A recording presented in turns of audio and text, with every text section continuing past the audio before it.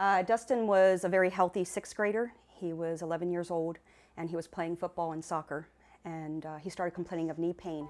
He developed some very severe pain. We took him to an orthopedist. We met again at the doctor's office, and I literally had to carry Dustin in. The pain that was in his right knee had moved to his left ankle, and his left ankle was swollen to about 3 times its normal size, and it was bright red and it was fire hot. They did x-rays, they took more blood. They called us Tuesday and said, we need more blood work. So we went back in Wednesday, they did more blood, and then they called us 3:30 Wednesday afternoon and told us that he had bone cancer. On December 23rd, 2010, I received a phone call at work from the doctor stating, Mr. Beaver, I believe your son has cancer. And Dustin was diagnosed with ALL T-cell leukemia. And they said, you need to go to Hershey. So on Thursday, which was December 23rd, we drove to Hershey. There they detected that he had leukemia, not bone cancer. He had ALL, which is acute lymphoblastic leukemia. He also had T-cell. He had a large mass in his stomach. His kidneys were working at less than 50%. His bone marrow blasts were over 90%. So he was in very bad shape. I just remember Dustin looking at me with a look like, Mom, help me. Like, what are you going to do to make me better? You know, moms are supposed to take care of their kids, and you're in a very helpless state, and there's nothing you can do. All I was concerned with was, what are we going to do to make Dustin better? He started his treatment probably immediately. He was in the pediatric intensive care unit for 2 days, and was actually released from the hospital on New Year's Eve of that same year, which to us and the doctors was great news, because initially he said he would be in the intensive care unit for up to a week and plan on being in the hospital for up to a month. Our room was full of, people all weekend long. I mean, it was Christmas, but that did not stop. His football coach, his soccer team, the family from out of town, everybody was in there over the holiday. And that was our emotional support, and then in came the Four Diamonds Fund.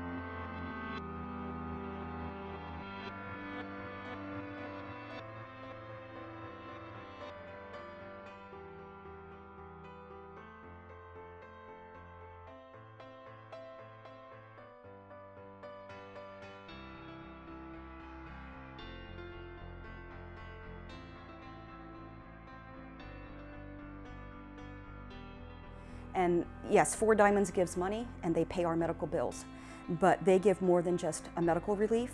They get an emotional, some days are just really rough, and I didn't have to focus on anything but Dustin. And for Dustin, he's gained another 200 or 300 brothers and sisters that he didn't previously have. I don't think THON could have possibly been the same experience for us without our THON family. Yeah, and they're basically like our extended family. It really helped him just kind of forget about it all and be able to be a normal kid. And on day 29, they did another bone marrow test, and it came back 0 blast, which meant he was in remission. And I didn't think that day was going to happen. It was amazing.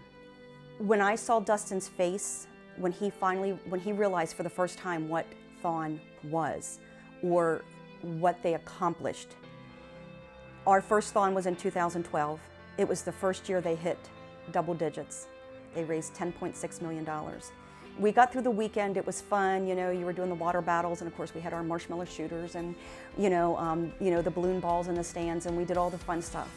But when it came down to the last couple hours and they started putting the totals up, when that total went up of 10.6, and I saw his face, he buried his head in my chest and just sobbed. I think that's when he realized just what everyone was doing and how it was affecting us personally. And being a part of that moment, and then he also hugged Patrick Gilbert, who was our first THON dancer. When he was hugging Pat, and Pat was crying, and he was crying, and it's the emotions, and it was that realization of this is what THON is, and it was good. That was probably my favorite. So here we are today. When we're at THON 2016, Dustin will just hit his 5 years in remission, which will be considered cured for him. Through this experience, I don't think there's a weekend whenever I see him that goes by that I don't tell him that he's my hero. Because any child that can endure what he's endured is truly a hero in my book.